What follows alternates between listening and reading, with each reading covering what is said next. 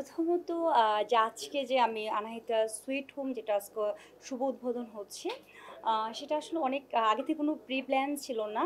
Just আমার husband একটা shooting করবে। ১০ থেকে ১৫ দিন হয়ে গেল সে কোনো হাউস খুঁজে পাচ্ছে না। তখন আমার এক ছোট ভাই তখন বলল, "ভাইয়া বাদ দেন তো, চলুন আমরা একটা হাউস নিয়ে নেই।" জাস্ট এইভাবেই। জাস্ট রাকিব ছিল, ও হচ্ছে ফটোগ্রাফার প্লাস আমার ছোট ভাই। ও যখন কথা বলতে, বলতে হুটহাট করে তখন বলল যে, "আচ্ছা ঠিক আছে।" মানে হাউস খোঁজাটা বিশাল বড় প্যানিক মনে হচ্ছিল।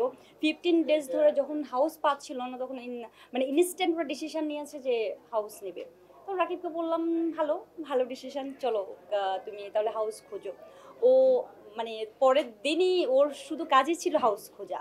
তারপর পরের দিনই অনেকগুলো হাউস খোঁজাখুঁজি করে দেন এই যে এটা খুঁজে বের করলো। তখন আমার কাছে মনে হচ্ছে যে মানে এটার মানে প্রথমত অনেক সাইলেন্ট একটা মোড়। চারপাশ আপনারা নিজেরাই দেখতে পাচ্ছেন যে এটার ভিউটা কেমন। সবকিছু মিলে আমার কাছে মনে হয়েছে যে না, আমার মনে হয় আমি এই বিজনেসটা করতে পারি। মানে আমার আর আমার হাসব্যান্ডের দুজনের সমন্বয়ে আমাদের এই যে আজকে এই যে আনাহিতা সুইট হোমটা আমরা আর কি স্টার্ট করছি। তো আমি তো অনেক শুটিং করেছি, বিশেষ করে আমার বেশিরভাগ কাজই আমার উত্তরাতেই হয় আর প্রিয়াঙ্কাতে হয়। প্লাস আমার কাছে যেটা মনে হয়েছে যে না, আমি ওদের থেকে একটু ডিফারেন্ট ওয়েতে আমি করি। যেটা হয় কি, যেটা আমরা অনেক জায়গায় অনেক প্রপস পাই না। তারপর মাস্টার বেডগুলোতে বসার মতো পরিবেশ থাকে না। মেকআপ রুমটা আমি লাইক এটা একটা মানে রেস্ট রুম বলতে পারেন, মেকআপ রুম লাইক একটা বেডরুম মানে মিনি বেডরুম, মানে সব কিছু মিলিয়ে ড্রয়িং ডাইনিং পরিপূর্ণ একটা অফিস রুম। প্রত্যেকটা প্রপস, প্রত্যেকটা ফার্নিচার যেগুলো আমি কিনেছি অ্যান্ড আর ম্যাক্সিমাম ফার্নিচারগুলো আমি এখানে পুরাটা আমি ইন্টেরিয়র করে আমি করেছি। সো আমার কাছে মনে হচ্ছে আমার এটার প্রত্যেকটা জিনিসে আমার অনেক ভালোবাসা ছিল, অনেক ভালোবাসা দিয়ে আমি কাজটা করেছি। আর যেটা হয় যে এই শুটিং হাউসটাতে আমার কাছে আসলে মনে হয় কি এটা আমার হাউস। যেমন আমি যেখানে দাঁড়িয়ে আছি, আমার কাছে মনে হয় এটা আমার একটা মাস্টার বেড।